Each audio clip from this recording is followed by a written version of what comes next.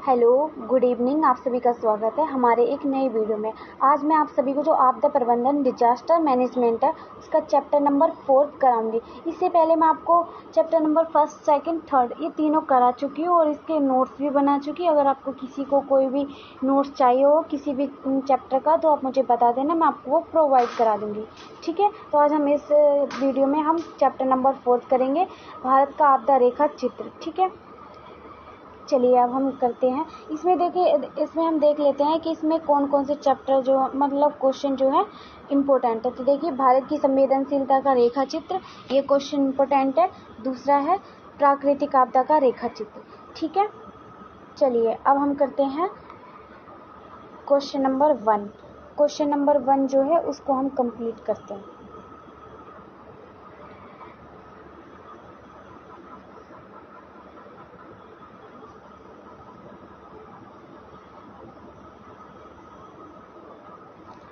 जो भारत अपनी प्राकृतिक भौगोलिक स्थिति तथा जलवायु संबंधी स्थितियों के कारण विश्व के सर्वाधिक आपदा अभिमुख क्षेत्रों में से एक है। यह बंगाल की खाड़ी एवं अरब सागर दोनों से उठने वाले हवाई तूफानों की चपेट में।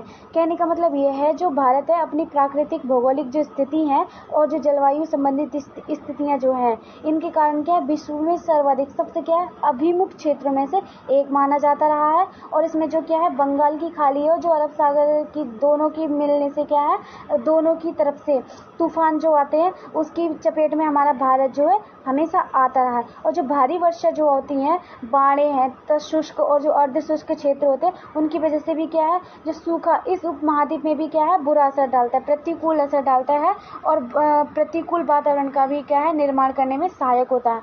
और जो देश का क्या है पश्चिम क्षेत्र जो है और प्रतिनिधि जो थार रेगिस्तान है तथा जो मध्य क्षेत्र जिसका प्रतिनिधित्व दक्कन पठार करता है, वर्षा की अधिकतम कमी के कारण निरंतर सूखे का सामना कर रहे हैं। कि देखिए, जो पश्चिमी क्षेत्र, हमारे देश का पश्चिमी क्षेत्र जो थार रेगिस्तान है, मध्य क्षेत्र जो ढक्कन पठार है और जो मतलब ये सारे क्षेत्र क्या है, बहुत ही कम वर्षा होने के कारण क्या है निरंतर मतलब उनमें बिना अंतराय क्या है ये सूखे का सामना कर रहे हैं। और जो भारत में 2008 के अकॉर्डिंग जो भारतीय महासागर की सुनामी के बाद क्या उत्तरोत्तर सुनामी के लिए संवेदनशील रहा है।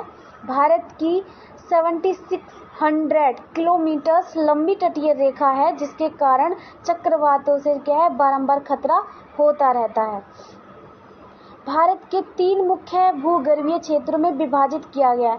कहने का मतलब यह है कि जो भारत है तो मुख्य जो भूगर्भीय क्षेत्र हैं उनको क्या है तीन पार्टों में बांटा गया है, जिनको क्या है प्रायद्वीपीय सिंधु मैदान क्षेत्र तथा प्रायद्वीपीय के नाम से भी जाना जाता है।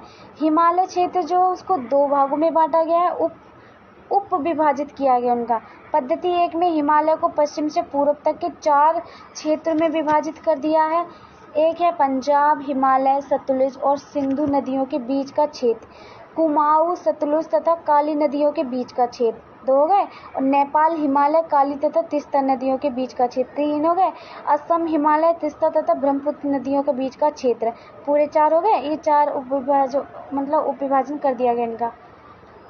पद्धति 2 इसके अनुसार क्या है, हिमालय को केवल 3 क्षेत्रों में विभाजित किया। और वो 3 क्षेत्र कौन से हैं, तो देखिए नेपाल हिमालय जो मध्य हिमालय का भाग है और इसके पश्चिम तथा पूर्व में पहाड़ी क्षेत्र वाला पश्चिमी तथा पूर्वी हिमालय।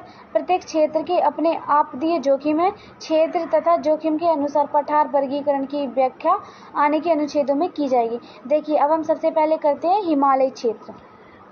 हिमालयी क्षेत्र का हम करते हैं। तो जो हिमालयी क्षेत्र है इसको क्या हिंदू पौराणिक कथाओं के अनुसार हिमालय भगवान का घर है तथा इस प्रकार प्रतिवर्ष हजारों तीर्थ यात्री इस क्षेत्र में महत्वपूर्ण पवित्र स्थलों का भ्रमण करते हैं। कहने का मतलब यह है, जो हिमालय के क्षेत्र है इसको भगवान शिव का घर माना जाता है और इसको बहुत ही ज़्यादा पवित्र स्थल माना जाता है। इसीलिए प्रत्येक वर्ष क्या है बहुत सारे यात्री यहाँ पर यात्राएं करने आते हैं और यहाँ पर बहुत सारे वैज्ञानिक भी क्या है भ्रमण करने आते हैं। लेकिन उत्तर की युवा हिमालयी पहाड़ी परिधि अभी भी क्या है, नवविवर्तनिकी है, चिन्ह दर्शाता है। ठीक है, चलिए हम इसको छोड़ते हैं, हम यहाँ पे जो इम्पोर्टेंट है वो करते हैं। देखिए यहाँ पे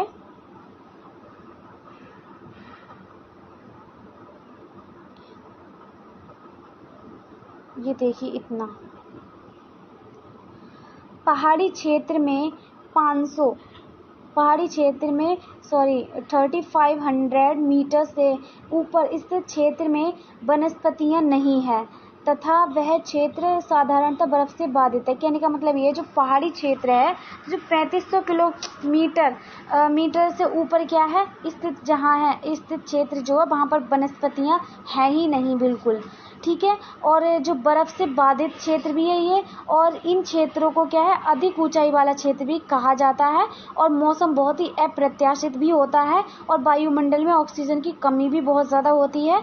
खड़ी पहाड़ियाँ, चोटियाँ, स्थायी हिमनदी, हिमोड़ का क्या है, हिमोड़ तथा ठंडी जल झीलें जो है सामान्य है, और गर्मियों में क्या है बहुत ज़्यादा बर्फ़ पिघलने के कारण क्या है बाढ़ें भी आती रहती हैं, बाढ़ें आती हैं, और नदियों में पानी का क्या है बहाव बढ़ जाता है, जिसकी वजह से क्या है बाढ़ आ सकती है। 3500 फुट से नीचे के पहाड़ी क्षेत्र को क्या है भौगोलिक तथा जलवायु संबंधी आपदाओं पर भी क्या है निर्भर होते हैं। भारी वर्षा, बादल फटना, आकस्मिक बाढ़, भूस्खलन तथा मिट्टी का कटाव और बहाव खतरा होता है। इस क्षेत्र में प्रमुख प्राकृतिक जोखिम है भूकंप, भूस्खलन और दावानल, आग, मिट्टी क्षरण और हिमपात आदि आकस्मिक बाढ़ें। ये सभी क्या है जो बर्फ होती है, बर्फ के पिघलने के कारण आती है। दूसरा देखते हैं हम गंगा का मैदानी क्षेत्र। गंगा का जो मैदानी क्षेत्र है, यहाँ पर क्या है जो बहुत ही ज़्यादा घनी आबादी पाई जाती है, और हिमालय नदियों द्वारा क्या है ये सुखाया गया क्षेत्र भी है, और उसे बाढ़ तथा सूखा दोनों से खतरा रहता है। मतलब वहाँ पे सूखा भी बहुत जल्दी हो जाता है और बाढ़ें भी बहुत जल्दी आ जाती हैं। ठीक है, हिंद गंगा ब्रह्मपुत्र के मैदानों में बाढ़ प्रति वर्ष की विशेषता है। जो हिंद गंगा ब्रह्मपुत्र मैदान जो है वहाँ पे प्रत्येक वर्ष जो बाढ़ें आती हैं, ये यहाँ की एक बहुत ही बड़ी विशेषता है। प्रतिवर्ष औसतन सैकड़ों लोगों की मृत्यु हो जाती है, कि यहाँ पे गिनती नहीं कि कितने लोगों की मृत्यु हो जाए। सीधी सी बात है, जब कहीं पे भी बाढ़ आएगी तो वहाँ पे जान माल दोनों की बहुत ही अधिक मात्रा में क्या है हानि होगी, और वहाँ पे किसी भी चीज़ का क्या है अंदाज़ा नहीं लगाया जा सकता है कि कितनी बर्बादी होगी और कितनी नहीं होगी। तो हम इसको क्या है सैकड़ों में ही कन्वर्ट कर सकते हैं। और देखिए जून सितंबर 4 करोड़, मतलब जो जून सितंबर में हुई थी जो, उसमें 4 करोड़ हेक्टर तथा भारत भूमि का 12% टुकड़ा बाढ़ अभिमुख है, और बाढ़ कम से कम 5 राज्यों में निरंतर घटने वाली घटना है। आसाम, बिहार, ओडिशा, उत्तर प्रदेश तथा पश्चिमी बंगाल, इन सभी में क्या है बाढ़ बहुत ही ज़्यादा निरंतर, मतलब यहाँ पे कोई अंतर नहीं है, यहाँ पे कभी भी किसी भी टाइम बाढ़ आ सकती है, क्योंकि यहाँ पे बहुत ही ज़्यादा संभावित क्षेत्र है, यहाँ पे बाढ़ें आती हैं और इनमें कोई अंतर नहीं आता, और ये हमेशा आती ही रहती हैं। तो जो असम हो गया है, बिहार हो गया है, ओडिशा हो गया, उत्तर प्रदेश हो गया और पश्चिमी बंगाल हो गया। ठीक है, ये 5 राज्यों में हमेशा बाढ़ें आती ही है। दूसरे चरण पर लगभग 5 करोड़ लोग प्रति वर्ष सूखे से प्रभावित होते हैं। वर्षा आधारित क्षेत्रों के लगभग 9 करोड़ हेक्टर, लगभग 4 करोड़ हेक्टर सूखाग्रस्त या सूखे से खतरे में रहते हैं। ये रंजन 2018 के अकॉर्डिंग। ठीक है, शुष्क और अर्ध शुष्क क्षेत्र। शुष्क और अर्ध शुष्क क्षेत्रों की जलवायु विशेषता कृषि उत्पादन को बनाए रखने के लिए पर्याप्त वर्षा के अभाव का कारण होता है। भारत के अंदर जमीन का लगभग 53.4%, 53.4% क्षेत्र शुष्क तथा अर्ध शुष्क क्षेत्र है। ये पात्रा 2016 के अकॉर्डिंग है। यहाँ वर्षा नियमित रूप से नहीं होती है तथा प्राय लघु अवधि के भारी चक्रवात में आती है, जिसका परिणाम भूजल को पुनः पूर्ति करने की अपेक्षा तेज या अधिक बहाव होता है। सुरक्षात्मक वनस्पति क्षेत्र अपर्याप्त या बहुत कम है तथा वर्ष के अधिकतर भाग के लिए होती हैं, जबकि पशुओं की बड़ी संख्या देशी वनस्पति पर निर्भर करती है। शुष्क तथा अर्धशुष्क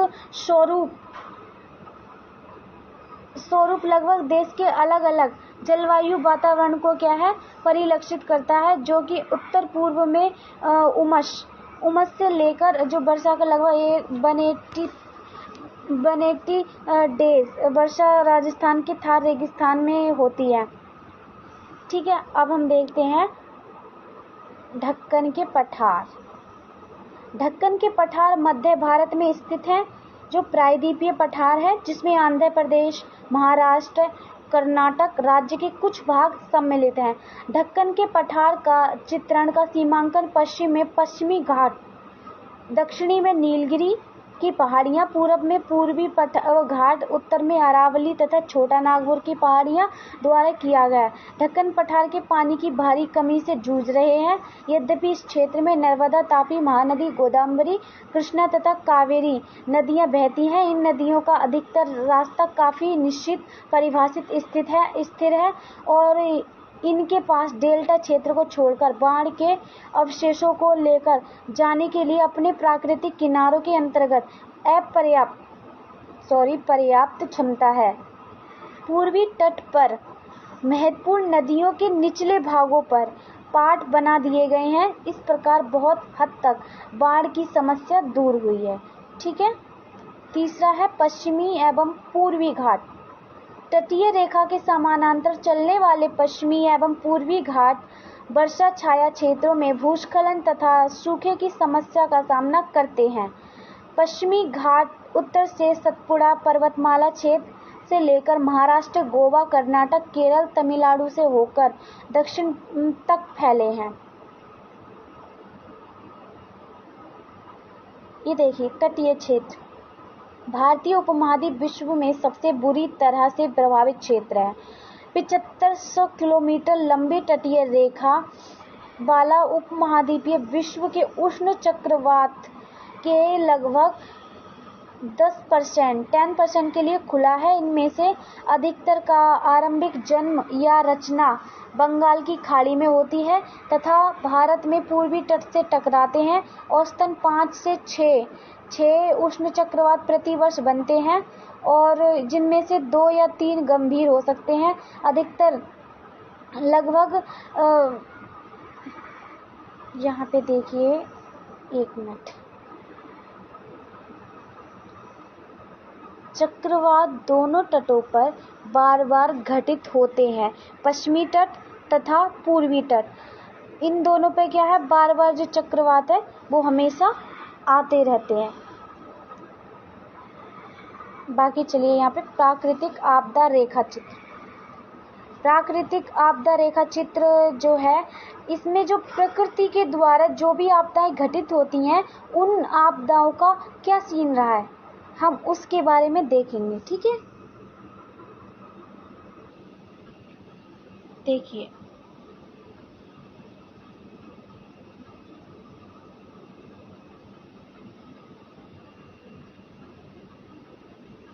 प्राकृतिक आपदा रेखा चित्र।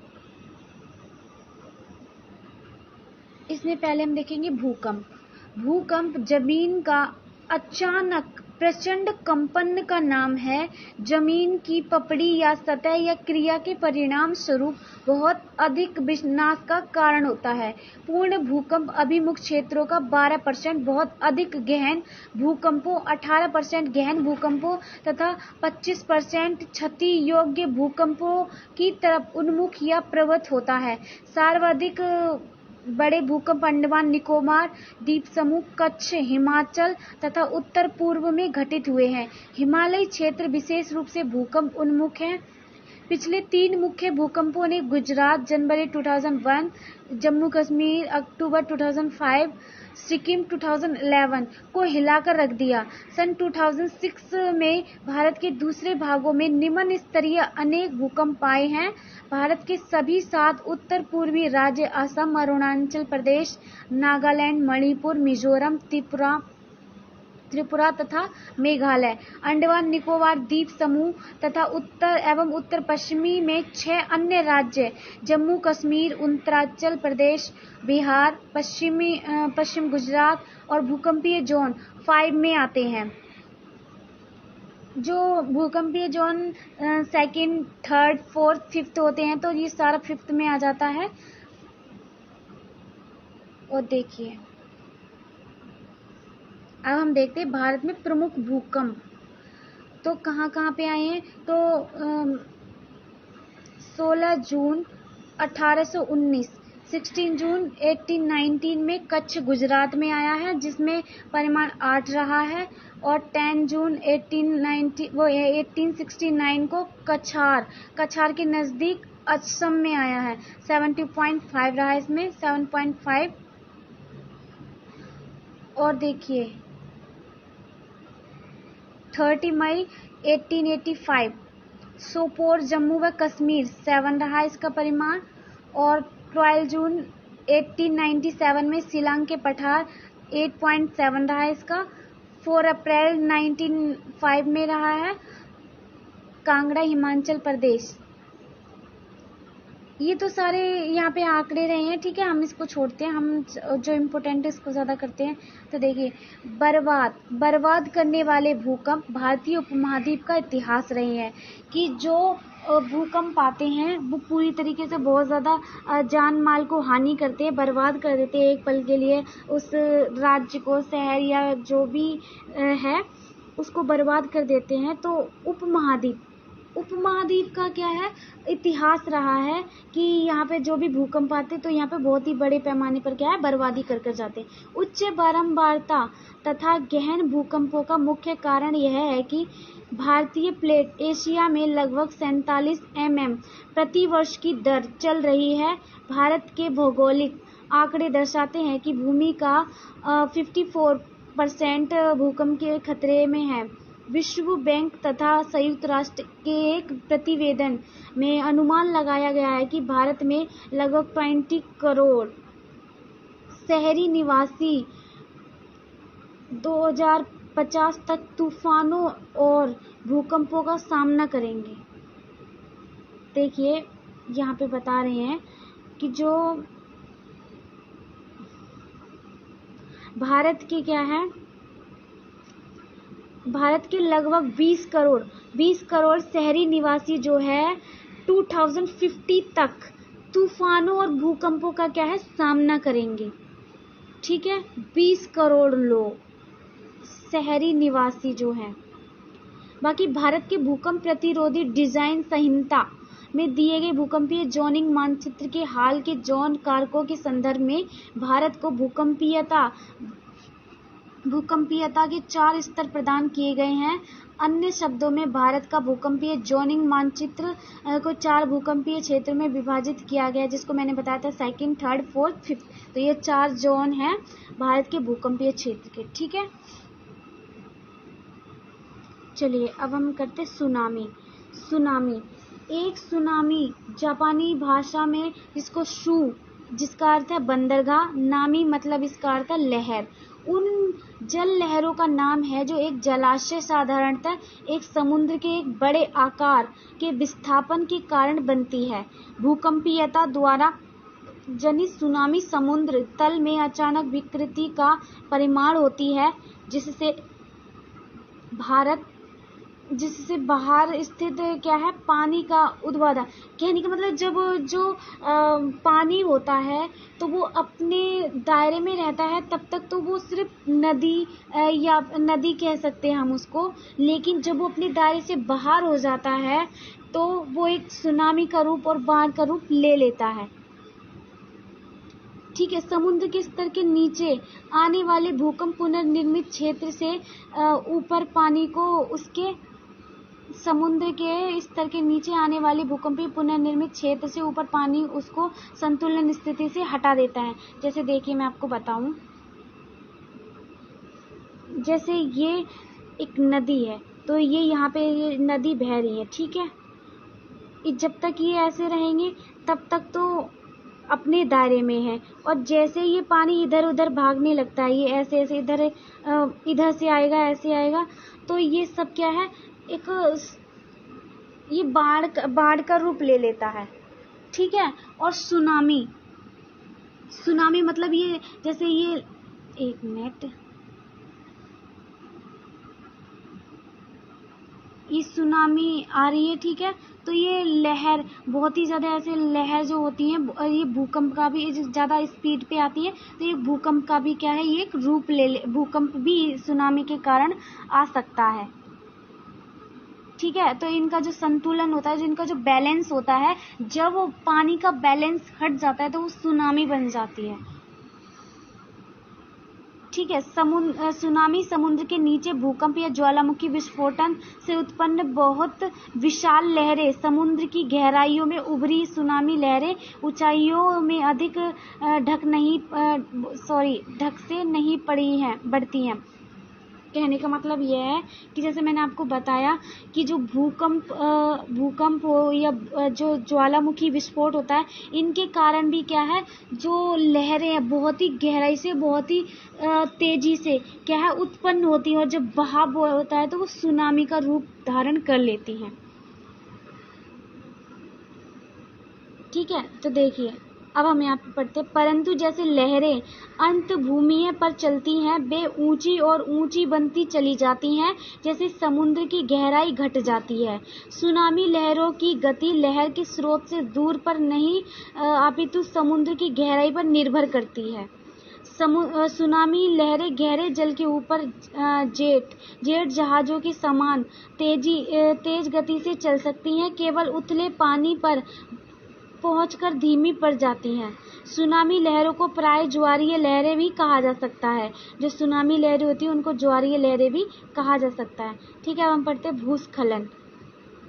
भूस्खलन चट्टाने, मलबा या मिट्टी जमीन का ढलान की ओर चलने बहने का नाम है। यह पहाड़ी ढलान को बनाने वाली सामग्री की असफलता का परिणाम है तथा गुरुत्वाकर्षण की शक्ति से चालित है। भूस्खलन व भूगिराव या ढलान विफलता के नाम से भी जाना जाता है। देखिए जैसे मैं आपको बता दूं, भूस्खलन जैसे कि ये पहाड़ है, ठीक है,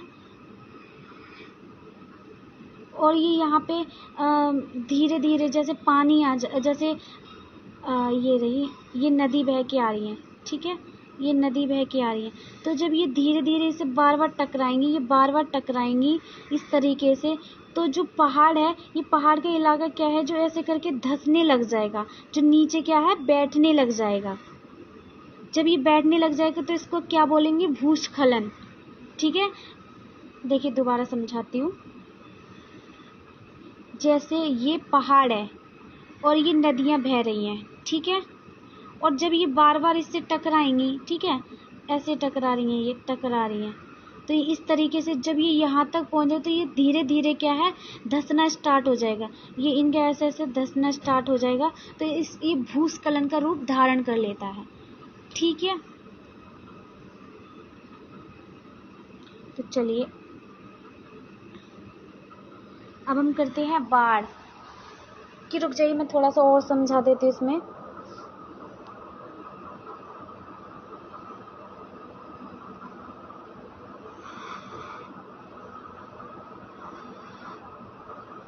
ये देखिए, ठीक है, उस तरीके से वो क्या है धंसने लग जाता है, तब वो भूस्खलन मतलब भूस्खलन होता है। यहाँ पे देखिए, भारत के पास भूमि पर सबसे ऊंची पर्वतमाला श्रृंखला हिमालय है, जो कि यूरेशियाई तथा भारत की प्लेट के टकराव के कारण बनी है। चीन की तरफ उत्तर की ओर भारतीय प्लेट की गतिविधि चट्टानों पर निरंतर दबाव पैदा करती है, जिसके कारण वे सरलता से चूर चूर होने वाली, कमजोर तथा भूस्खलन एवं भूकंपों की ओर प्रवृत्त या उन्मुख हो जाती है। भारतीय परपट्टी की धीमी गति लगभग 6 सेंटीमीटर प्रतिवर्ष दबाव एकत्रित करती है, जिसके साथ प्राकृतिक आपदाएं जोड़ी जाती हैं। कुछ भूस्खलन विध्वंसकारी एवं अद्वितीय तबाही भारत के बड़े भाग को प्रभावित करने वाले प्रमुख जलीय भूवैज्ञानिक विपदाओं घाट, नीलगिरी पूर्वी घाट तथा विख्यान विख्यान जो जमीन का लगभग 15% है। कुछ अन्य संभावित क्षेत्र भूस्खलन क्षेत्र हैं। अकेले हिमालय ही प्रत्येक प्रसिद्धि नाम और वर्णन छोटे और बड़े, शीघ्र और धीमे, पुरातन तथा नवीन के भूस्खलन में गिने जाते हैं। ठीक है, तो अब हम चलते हैं बाढ़। बाढ़ जलाशय जैसे एक नदी, झील या समुद्र से पानी के ऊपर बहने के रूप में आती है और जिसमें पानी किनारों या सीमाओं को तोड़ देता है। देखिए, बाढ़ में बताऊं, ये पानी यहाँ पे तो अपनी सीमा, जो यहाँ पे बह रहा है पानी, वो अपनी सीमा में बह रहा है। ठीक है, अब अगर ये पानी इसको लेके ये ऐसे बहने लग जाए, ये इधर को इधर आ जाए, इधर आने लग जाए, तो ये सब क्या है, ये अपनी सीमाओं को तोड़ देता है। और जब इसकी सीमाएं नहीं रहती हैं कोई, तो ये जो बाढ़ का रूप धारण कर लेता है पानी। ठीक है, तो हम इसको सिर्फ पानी का बहाव या नदी नहीं कह सकते, इसको बाढ़ कहेंगे। तो बाढ़ जलाशय जैसे एक नदी, झील या समुद्र से पानी के ऊपर बहने के रूप में आती है, जिसमें पानी किनारों या सीमाओं को तोड़ देता है या शिखर से ऊपर चला जाता है और जिसके परिणाम स्वरूप उस पानी का कुछ अंश अपनी अग्र सीमाओं को तोड़ देता है। यह पूरे भरे मैदान पर वर्षा के पानी के एकत्रित होने के कारण भी घटित हो सकती है। औसतन भारत में प्रति वर्ष लगभग 3 करोड़ लोग प्रभावित होते हैं। जो बाढ़ें आती हैं हमारे देश में, तो उससे क्या है, 3 करोड़ लोग जो क्या है प्रत्येक वर्ष बाढ़ से प्रभावित होते हैं। ठीक है, तो यह कहाँ आते हैं, तो देखिए, भारत गंगा ब्रह्मपुत्र मैदानों में बाढ़ एक प्रतिवर्ष होने वाली घटना है। मतलब वहाँ पे हर साल आती रहती है। औसतन कुछ सैकड़ों जीवनों का नुकसान होता है, लाखों लोग बेघर हो जाते हैं और उनके क्या है, अनेक हेक्टेयर भूमि में खड़ी जो फसलें होती हैं वो भी बर्बाद हो जाती हैं। 4 करोड़ हेक्टेयर या भारत की भूमि का 12% बाढ़ोमुख जो समझा जाता है। बाढ़ें कम से कम 5 राज्यों असम, बिहार, उत्तर प्रदेश, पश्चिमी बंगाल तथा ओडिशा में 12 मासी, मतलब हर महीने आती रहती हैं।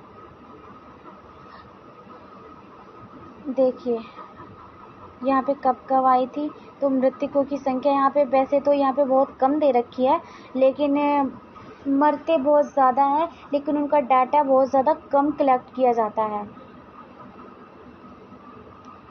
देखिए, जो 2008 है, 888 यहाँ तक हमने देखा। जो तमिलनाडु, कर्नाटक, इसमें 37 लोग मरे, इसमें 1063 लोग मरे हैं। और जो बिहार, असम, गुजरात, इसकी सूचनाएं नहीं है। लेकिन अगर इनको अलग अलग देखें तो एक में 142 है, एक में 47 है और एक में क्या है, 245 है।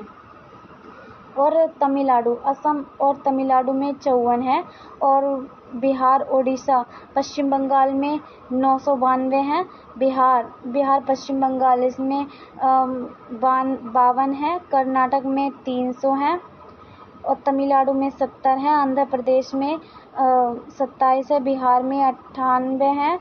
हरियाणा में 53 है। नई दिल्ली में 11 है। जम्मू कश्मीर में 196 हैं। असम में सूचना ही नहीं है और पंजाब, हरियाणा, उत्तर प्रदेश में भी ये सूचना। देखिए, जो अलग अलग सन है, ये 2008, 9 और 10, 11, 12 और 13, 15, 16, 17, 18, इन सभी का यहाँ पे बाढ़ जो कब आई है, किस किस राज्य में आई है, इन सभी का डाटा यहाँ पे कलेक्ट किया गया है। ठीक है, तो यहाँ पे कई जगह ऐसा भी है कि यहाँ पे कितने लोग मरे हैं, कितने नहीं मरे हैं, तो उनकी कोई सूचना नहीं दी गई है। ठीक है,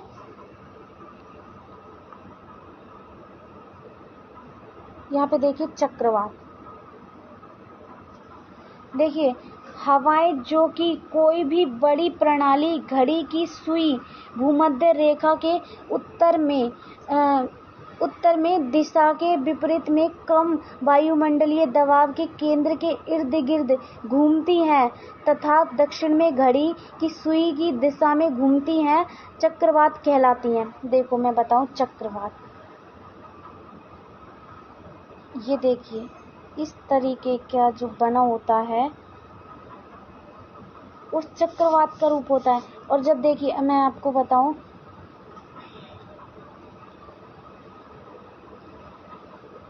ये देखिए ये यहाँ पे हमारी क्या है, कर्क।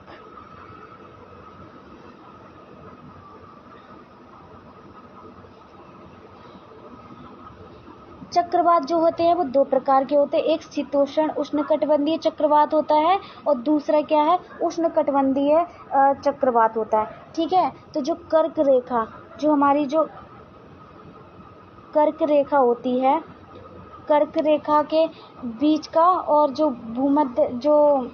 मकर रेखा जो होती है, मकर रेखा जो होती है, इसके बीच में यहाँ से ऊपर जो यहाँ का तो जो भाग रहता है वो कर्क रेखा का जो शीतोष्ण उष्णकटिबंधीय भाग होता है, यहाँ पे चक्रवात आता है। और जो मकर रेखा रहती है यहाँ पे क्या है, उष्णकटिबंधीय शीतोष्ण बोल रही हूँ, उष्णकटिबंधीय चक्रवात आते हैं।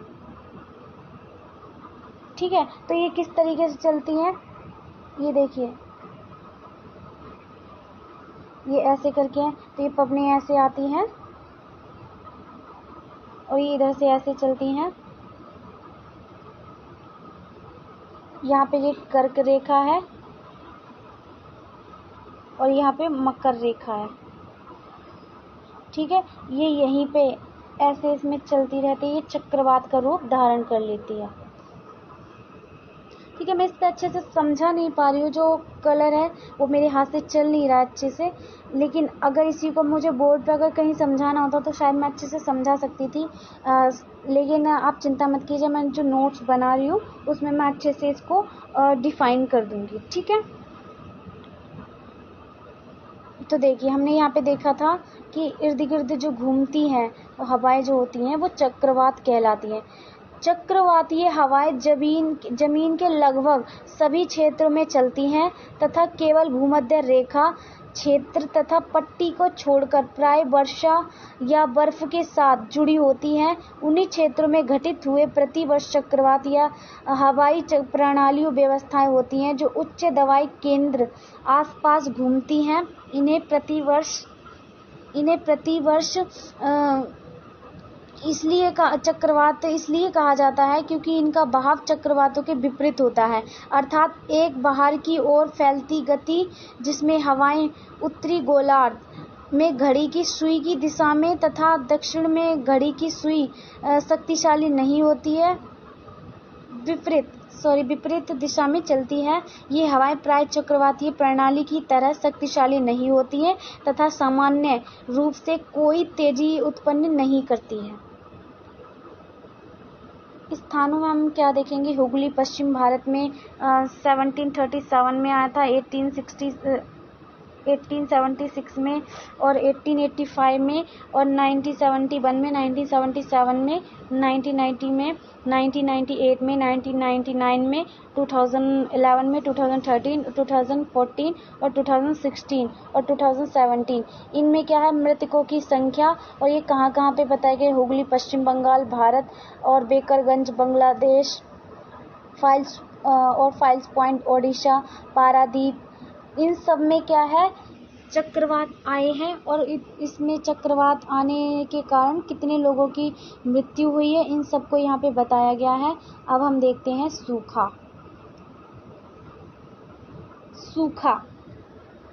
सूखा किसी क्षेत्र में औसत से कम वर्षा के समय को कहते हैं जिसके परिणाम स्वरूप लंबे समय तक पानी की आपूर्ति में कमी होती है, चाहे वह वायुमंडलीय सतही जल तथा भूजल हो, मतलब वो दोनों ही जल हो सकता है। सूखा महीनों या वर्षों तक चल सकता है या फिर 15 दिन के कम समय में भी घोषित किया जा सकता है। भारत में प्रतिवर्ष लगभग 5 करोड़ लोग सूखे से क्या है प्रभावित होते 5 करोड़ लोग जो हैं भारत में प्रति वर्ष।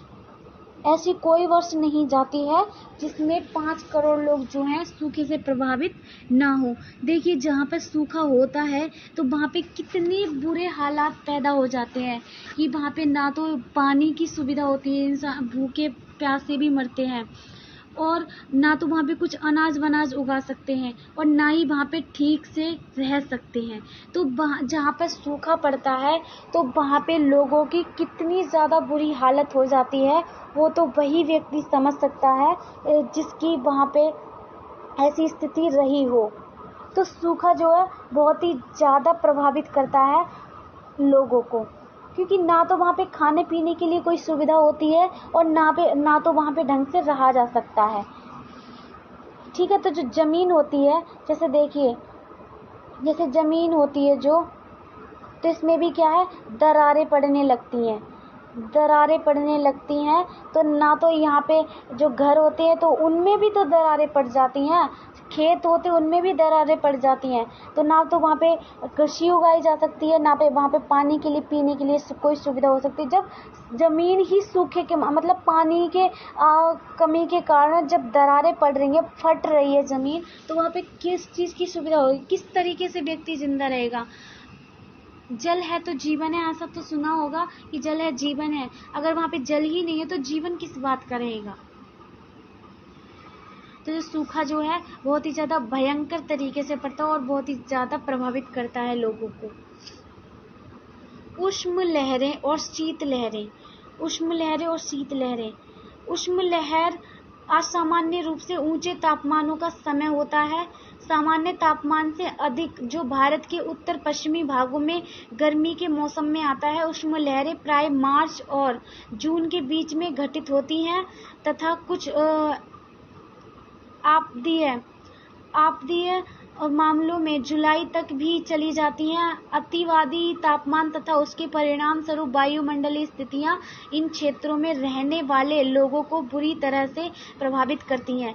सामान्य अधिकतम तापमानों से अतिवादी सकारात्मक विचलन का परिणाम होता है। गर्मी में गर्म उष्ण लहरें मानसून से पूर्व समय में बढ़ते हुए अधिकतम तापमान प्राय जून मास तक और आपदीय मामलों में जुलाई तक देश के उत्तर पश्चिमी भागों में चलता है।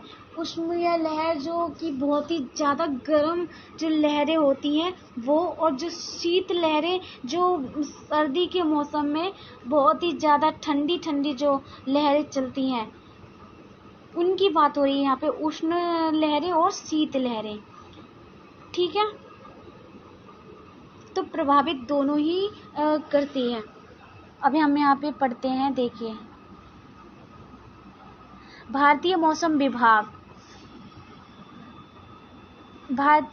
विभाग ने उष्ण लहरों निम्न आधार पर प्रदान किए। जो उष्ण लहरें हैं उसको क्या है निम्न आधार प्रदान किया है। तो देखिए एक है, उस समय तक उष्ण लहरें भीषण गर्म लहर नहीं कही जा सकती जब तक एक स्थान का अधिकतम तापमान मैदानी क्षेत्रों में कम से कम 40 डिग्री तथा पहाड़ी क्षेत्रों में कम से कम 30 डिग्री तक ना पहुंच जाए, तब तक क्या है उष्ण लहरें उनको नहीं कहा जा सकता है।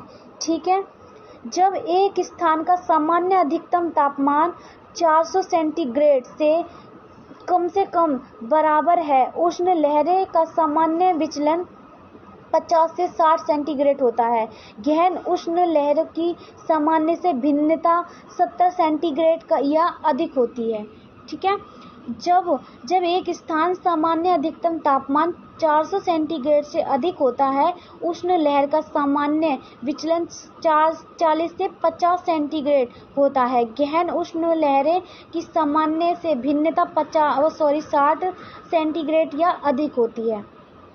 जब वास्तविक अधिकतम तापमान 400 सेंटीग्रेड या अधिक रहता है, चाहे सामान्य अधिकतम तापमान कुछ भी हो, उष्ण लहर की घोषणा कर देनी चाहिए।